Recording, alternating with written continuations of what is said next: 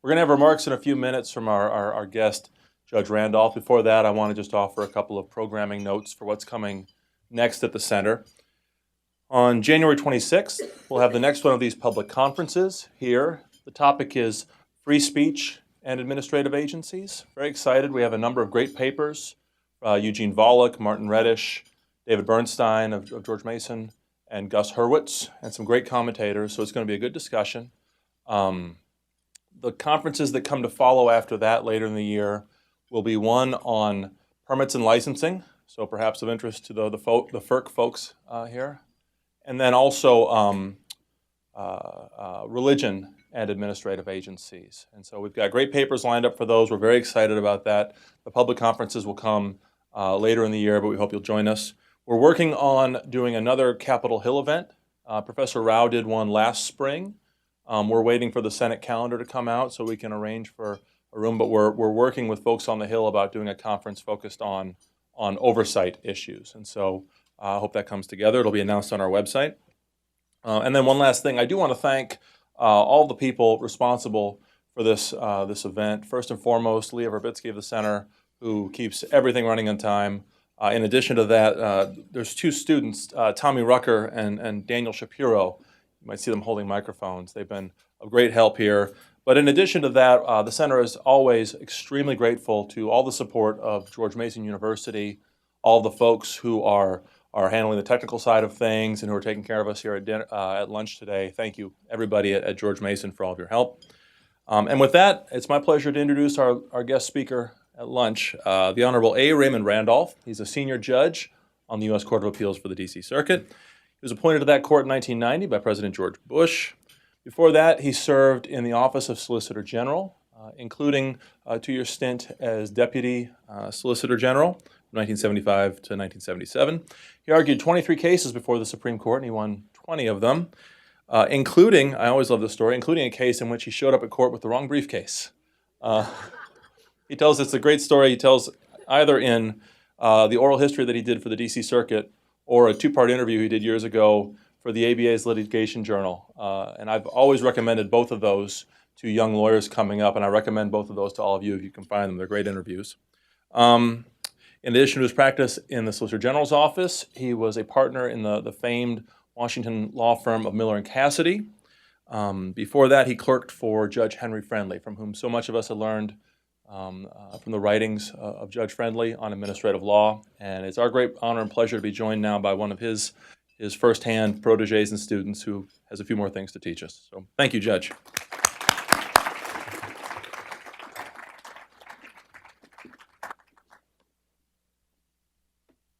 Well, thank you very much, Adam. It's a true story. It was a case called Mourning versus Family Publication Service, and I was in the Solicitor General's office. They used to give you government-issue briefcases. I had 2 of them, and being the absent-minded professor, on the way to the Supreme Court, I picked up the wrong one, and I got there, and I opened it up, and it was empty. So we won the case, but anyway, I'm very happy to be here. I've admired Adam White from afar for quite some time, his articles and his book reviews, and spoke of Henry Friendly. I think the best book review I read of David Doorson's biography was by Adam. And I've also admired your amicus briefs, even though they're not always in agreement with me, but nevertheless. Yeah. It's nice to be back at George Mason, too. I taught a freedom of speech class here for 13 years in a row. I'm now on an extended sabbatical of 5 years, I think. And it's even nicer that the school is now the Scalia School of Law. We were talking, I wasn't planning on mentioning this, but we were talking over lunch about fly fishing, and it brought back memories. Justice Scalia, I'm going to call him Nino, and I fly fished for salmon in Alaska, and one time in Kodiak Island, where the largest bears in the world are, and we avoided them, obviously. And then down in a place called Yakutat, which is on the peninsula, the Alaskan peninsula, And one day, Nino and I, the world's not the world's, the largest freshwater glacier in North America is outside of Yakutat. So we decided to hire this captain with his steel boat and get as close to the Hubbard Glacier as we possibly could. And it's very dangerous because the glacier was 6 miles wide and maybe 50 stories high, and it's constantly calving, they call it. It's all this blue ice because of the compression that comes down and forms these great big waves. But Nino and I were prepared because before getting on the boat, we picked up a small net and a bottle of Bombay gin and some vermouth and 2 martini glasses. And we went out there and fished out blue ice. And one of my favorite photographs of Nino and me is we're holding these martini glasses up with the blue ice in them and toasting, whatever, which I've given a copy of to Mrs. Scalia. Well, one thing I forgot to mention about the Hubbard Glacier is it's growing. As a matter of fact, the Corps of Engineers periodically, you can look it up on Google, has to blow up part of it because it's forming dams over the rivers that are going into the Pacific Ocean and causing native villages to flood. So the Corps of Engineers goes out there and blows it up every once in a while. Well, anyway, that's got nothing to do with what I'm, or maybe it does. Maybe I'll blow something up. So last week, Adam and I were talking. I was trying to figure out what to talk about at lunch, and I looked at the title of the conference, Emerging Issues in Judicial Review, and I thought to myself, well, where do they emerge from? And we've got cases that are pending, and so I said that, well, maybe I'll talk about some of the, or 3 of the major cases that I've sat on in the last 12 months that are still pending, still emerging. And the cases are PHH versus Consumer Financial Protection Bureau, which was argued last May in Bank, and MetLife versus Financial Stability Oversight Council, which was argued in October of 2016, and NORB versus Browning Ferris, which was argued last April. Each of those cases raises far-reaching issues of administrative law, and they've attracted a great deal of attention from legal commentators, from the public, from industry, and from Congress, and also dozens of amicus briefs, some of which Adam wrote. But after thinking about this, standing up and discussing those cases, I began to have second thoughts.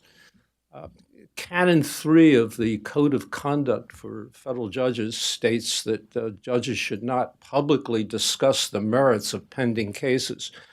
There's an exception for that, and the exception is for scholarly presentations for the purpose of legal education. So even though my talk, assuming it would be scholarly, which is a big assumption, but I think would qualify for the exception, but the more I thought about it, the less comfortable I felt about getting into those cases. And so what I decided to do was restrict my remarks to just describing the contentions of the parties in a neutral way. And so I started preparing the talk, and I found that that was nearly impossible for me to do. And I also realized that in the short time available here, I couldn't possibly do justice to the cases. So I've decided to just say a few words about some recent developments in these cases, and then turn to a different aspect of judicial review of regulations. Of the cases I mentioned, I guess the PHH versus the CFPB case is the most prominent. It presents not just one, but 2 significant constitutional issues of administrative law. The first issue is fairly well known, and it deals with the validity under the separation of powers doctrine of the structure of the CFPB, with a single head of the agency who is removable by the President of the United States only for inefficiency, neglect of duty, or malfeasance in office. In addition, the CFPB does not need congressional appropriations. Its funding comes directly from the Federal Reserve, so Congress cannot exert any oversight power of the purse authority over it. But there's a second issue in PHH, and well, there's another issue now because of dealing with the appointment authority of the president to name the acting director, and I won't go into that. It's another case is percolating in the district court, and eventually probably will reach the Court of Appeals. But there's a second issue in PHH that's sort of taken constitutionally, sort of taken a back seat. And the question is whether the ALJ who presided over the administrative hearing in the PHH matter was properly appointed. That ALJ, the CFPB does not have its own ALJs. They borrow them from the SEC. And just last week, there was a development in another case from our circuit that's pending on petition for certiorari. And the case is Lucia versus SEC, which we heard in bank. I was not on the panel that heard it, or the court, the in-bank court. And the court, the issue was the same, whether the SEC, it was an SEC case, where the SEC ALJs were unconstitutional because not appointed in compliance with the appointments clause of the Constitution. Last week, the case is now on petition for certiorari, Lucia's petition for certiorari, which was filed last summer, and the Solicitor General's office got, I don't know how many extensions of time to respond to it. And then on November 29th, which is I guess a week ago, the SG's office filed its response. And it did a couple things. One, and this is on behalf of the SEC. The SEC, as I understand it, does not have independent litigating authority in the Supreme Court. They're represented by the Solicitor General. The CFPB, by the way, has a very unusual provision dealing with independent representation in the Supreme Court of the United States, but I won't go into that. Anyway, so the Solicitor General's office did, on behalf of the SEC, did a number of things. First of all, it acquiesced in certiorari. There's a split in the circuits between the in-bank case in our circuit and the 10th Circuit, and now the 5th Circuit going the other way, saying that the ALJs were not appointed in compliance with the Constitution. So the Solicitor General acquiesced in certiorari, and then a very unusual move, confessed error, and said that on behalf of the SEC, we confess that the ALJs who have been deciding these cases were appointed by the ALJ chief judge in violation of the Constitution. The SG's office asked the Supreme Court to appoint an amicus curiae to defend the appointment of the ALJs by the chief judge at the chief ALJ judge. And then it did something else remarkable. The Solicitor General asked the Supreme Court to add another issue to the case. And the issue was whether the, assuming proper appointment, whether the ALJs were protected by the for-cause clause from presidential or from removal by the SEC commissioners. A day after the filing, just to bring you up to date, on November 30th, the SEC issued an order, and it appointed all of its ALJs in compliance with the appointments clause. And it also did a number of other things with respect to pending cases before the SEC. The second case is the MetLife case. And a development came in that case also just a few days ago. I'm on the panel in that case with Judge Millett and Judge Srinivasan. And we've held up a decision pending a report by the Secretary of the Treasury and the other people on this FSOC Commission, Financial Stability Oversight Council. And on just a few days ago, a report came out, 60-some pages long. basically adopting, I think it's fair to say, all of the arguments that MetLife made in contesting their designation as a non-bank, systemically important financial institution, and which subjected them to Dodd-Frank regulations. And we've issued an order just a few days ago calling for supplemental briefing in the case. One set of briefs is due December 18th. Another set is due on January 18th. I have to tell you, it reminded me, and I don't think I'm getting off into a tangent I shouldn't, but I can because of the exception. But anyway, it reminded me of a case that I argued in the Supreme Court. The case was Brown versus EPA. And it's sort of a parallel situation. There are differences, I recognize, but EPA in its youth was very exuberant, and it promulgated all these regulations to do inspection and maintenance, requiring the states to do inspection and maintenance of automobiles. I just got my notice from the state of Maryland. I got to bring it in for an emissions test. Well, anyway, that was all new. And the catalytic converters had to be maintained and this, that, and the other thing. And so EPA promulgated the regulations, was immediately sued by, I don't know, Brown was the governor of the state of California at the time. But Arizona, Maryland, all these states sued. And they filed petitions for certiorari, which the Supreme Court granted. But in the meantime, I had a meeting. As I said, I was deputy SG in charge of the environmental work, and I had a meeting with the EPA people. I called them in and I said, there's one thing that really puzzles me about your regulations. I mean, yeah, it's a great idea, but how in the heck do you expect to enforce them?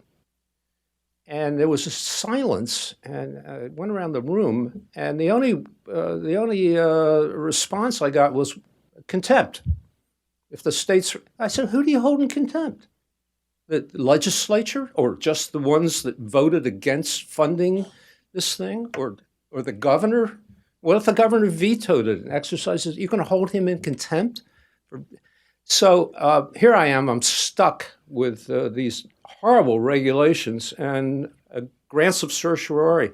And so what I did is I stood up before the Supreme Court and promised them, the justices, that these regulations are going to be rescinded.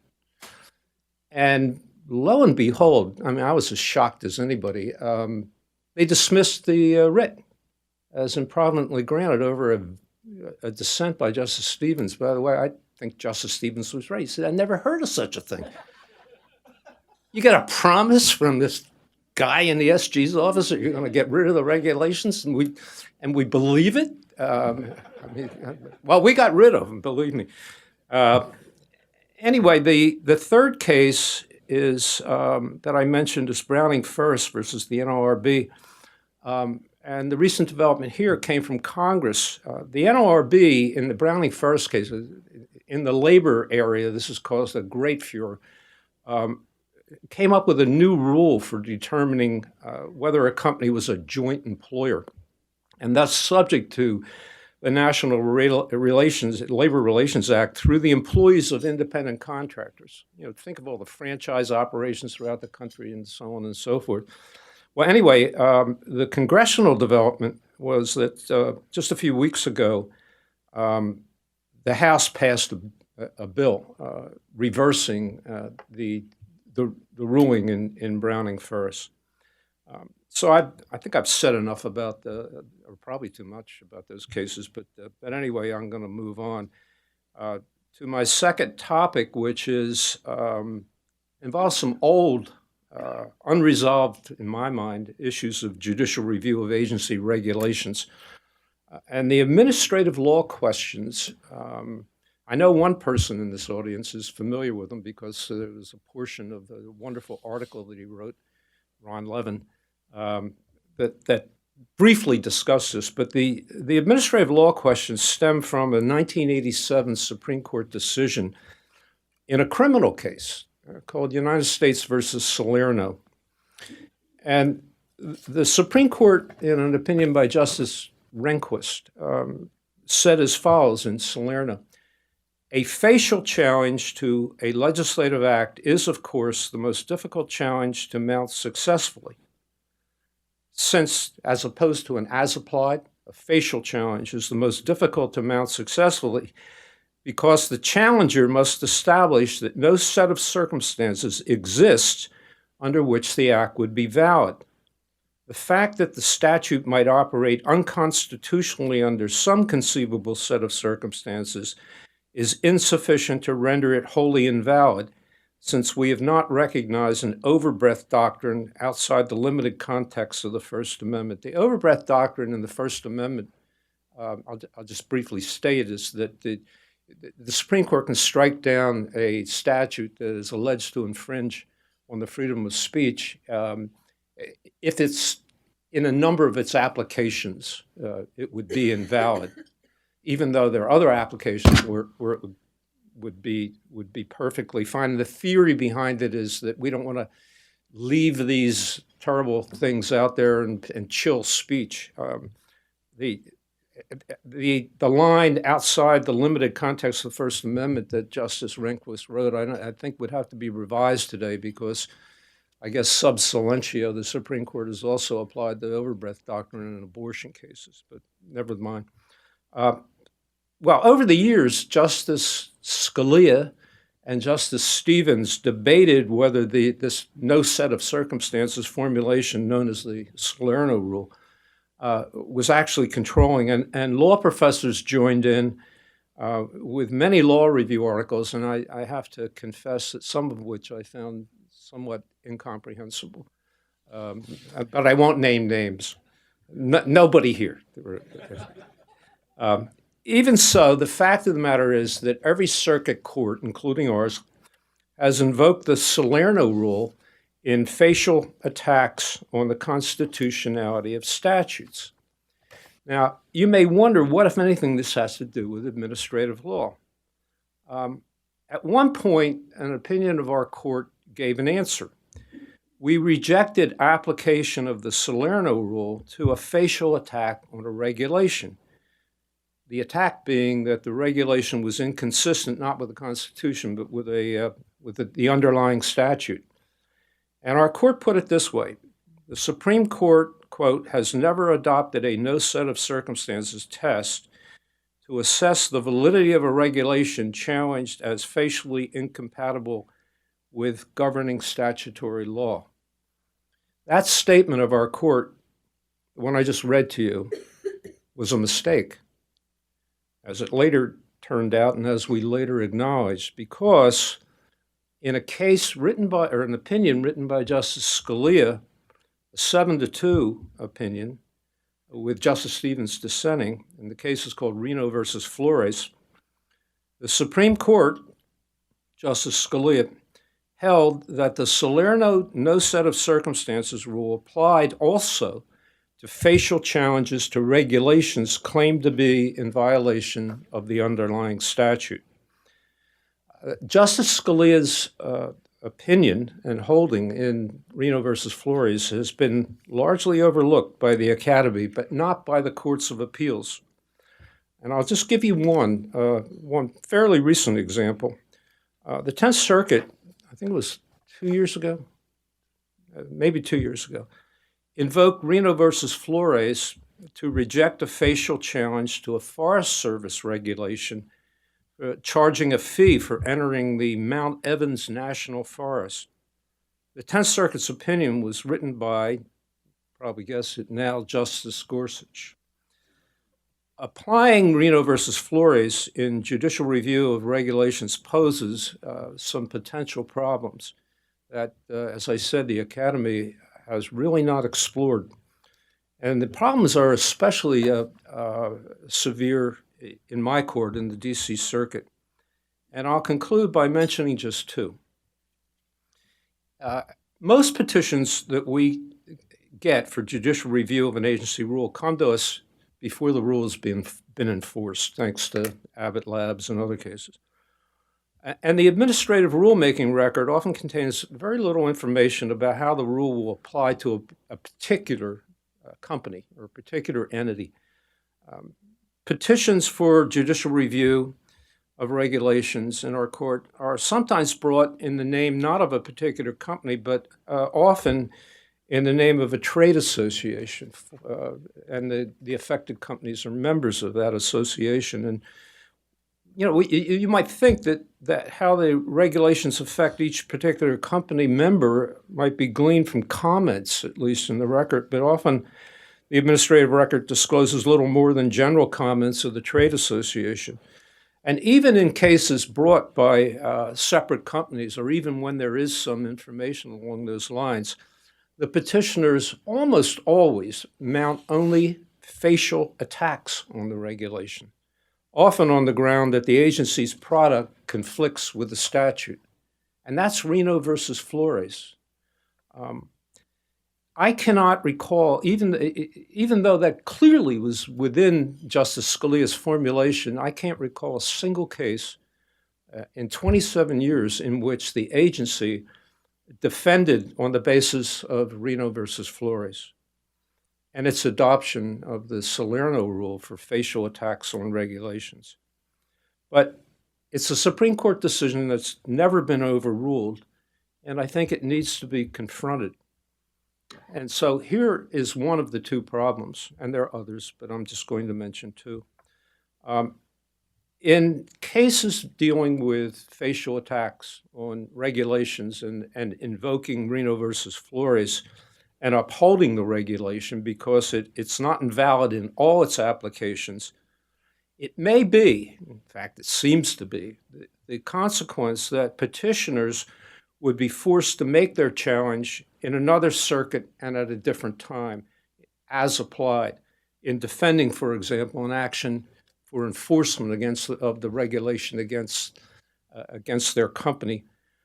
Yet many of the statutes governing jurisdiction of the Court of Appeals over review of regulations prescribe a specific time period for judicial review and restrict venues sometimes to the D.C. Circuit for determining the validity of the regulation and prohibiting judicial review outside the time period except in limited circumstances.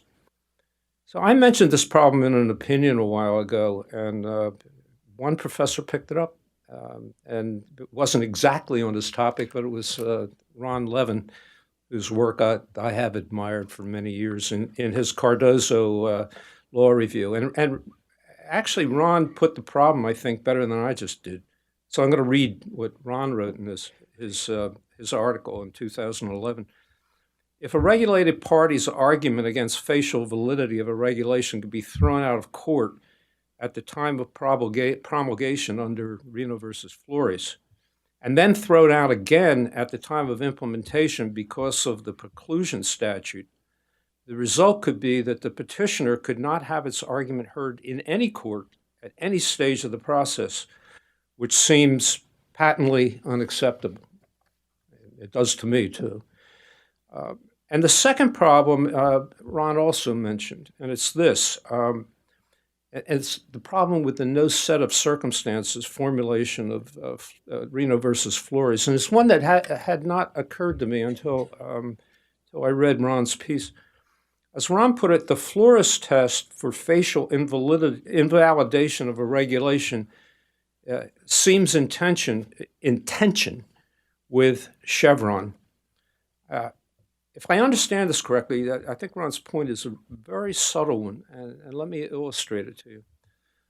Suppose, put Reno versus Flores aside, and one of the temptations in talking about Chevron is you think, oh, that's a doctrine that winds up upholding agency regulations all the time, as opposed to striking them down.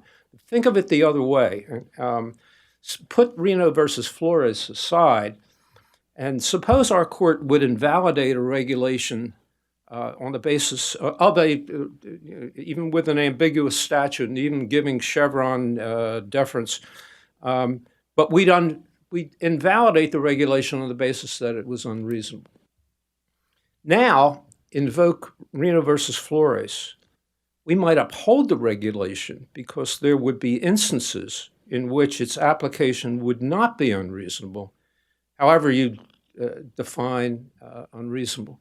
And so that creates a further hoop for litigants to have to jump through in that type of a situation. Not only would they have to satisfy Chevron, they'd have to satisfy it in all possible applications of the regulations.